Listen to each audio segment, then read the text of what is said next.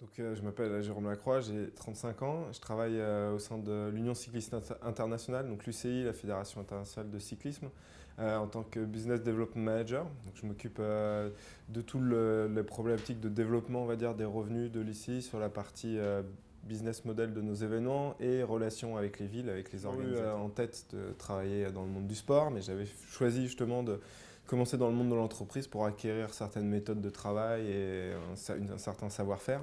Et il y a eu un euro concours de circonstances, comme souvent dans la vie, c'est-à-dire qu'une nouvelle direction est arrivée avec l'UCI, à l'UCI, qui a été élu, M. Cookson, qui souhaitait aussi importer au sein de l'UCI des gens avec un profil qui venait pas nécessairement du sport, mais qui avaient acquis aussi de l'expérience dans des grandes entreprises pour pouvoir amener des processus et des méthodes. Moi, je pense que c'est plutôt par rapport aux jeunes qui espèrent rejoindre le monde du sport. Je pense qu'il faut qu'ils se construisent leur propre parcours. C'est un peu ce qu'on m'avait conseillé.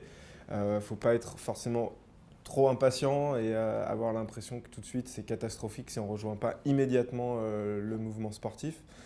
J'en suis la preuve, il y a des biais aussi pour rejoindre. C'est pas dès le premier emploi nécessairement obligatoire. Bien sûr, c'est une passion, c'est bien, mais il ne faut pas avoir peur de se construire son propre parcours et d'être patient en gardant un objectif en tête.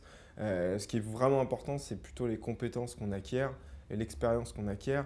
Savoir que certaines compétences, elles sont retranscriptibles quel que soit le milieu dans lequel on travaille. Donc pas d'impatience, bâtir son profil et privilégier surtout les positions, surtout quand on est jeune, où on sent qu'on va acquérir de l'expérience et acquérir des connaissances. C'est plus important que peut-être joindre directement le secteur qu'on aimerait, mais à un poste moins important ou moins intéressant.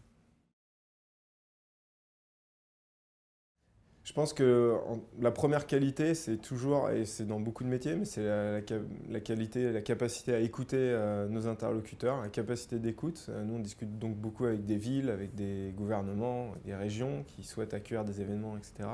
Le plus important, c'est pas que vous leur parliez de vos événements à vous, mais de vous soyez capable de parler de leur stratégie et de comment ce que vous proposez peut s'intégrer à leur stratégie. Dans le travail de l'UCI, on a vraiment changé énormément de choses depuis que je suis arrivé à cette position et ça j'en suis fier. Il y a eu d'énormes problèmes avec les fédérations internationales, on les connaît tous. C'est encore en train de sortir avec la FIFA ou avec l'athlétisme. Nous, ça fait déjà 1 an et demi qu'on a compris qu'il fallait tout changer. Et on a vraiment amené une révolution un peu, je pense, dans le monde des fédérations à travers, en termes de transparence. Nous, tous nos coûts d'événements, les filles qu'on demande aux villes sont publiques, donc on peut les trouver sur notre site web, sur nos documents officiels, donc on est complètement transparent sur les coûts qu'on offre aux villes, ce qui est très très novateur dans le monde du sport.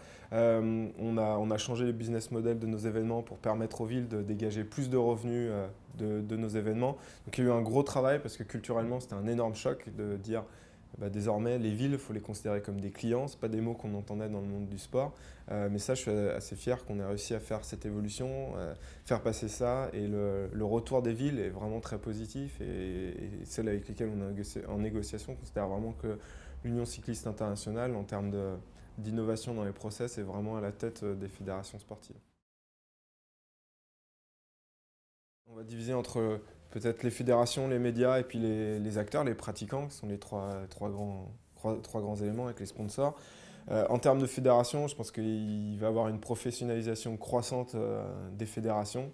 Les sommes en jeu maintenant, qui sont arrivées finalement assez tard dans le sport, ça date que des années 90, que l'argent est vraiment arrivé massivement dans le sport, n'étaient pas forcément toujours en adéquation avec les méthodes et les processus de travail des fédérations. Et maintenant, on a une exigence d'être du niveau des grandes entreprises internationales. C'est-à-dire qu'il faut vraiment avoir la même exigence de qualité et puis de transparence que vous pouvez trouver dans des grands groupes industriels, par exemple. Ça, c'est un premier point. Ça, je pense que la transparence et la professionnalisation vont vraiment être la direction pour les fédérations internationales.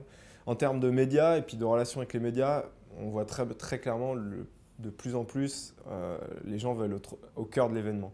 Donc il faut offrir des plateformes aux médias qui leur permettent d'être au cœur de l'événement. Dans le vélo, par exemple, ça va être les caméras embarquées, ça va être le suivi GPS des coureurs, parce que les gens, ils veulent quasiment être sur le vélo avec les champions pour vivre vraiment l'événement de l'intérieur. Et ça, je pense que dans tous les sports, on va aller dans cette direction. Et puis pour les pratiquants, c'est aussi quelque chose sur lequel on travaille beaucoup à l'UCI, c'est d'accroître le lien entre les événements pour les professionnels, pour l'élite et pour les amateurs. Donc nous, dans tous nos événements, on intègre la possibilité aux amateurs de participer sur le circuit des professionnels une journée dans la semaine ou le matin avant la course des professionnels, de pouvoir bénéficier de cette infrastructure pour pratiquer. Et en général, le lien entre le sport professionnel et le sport amateur va vraiment, je pense, dans les années être considérablement renforcé.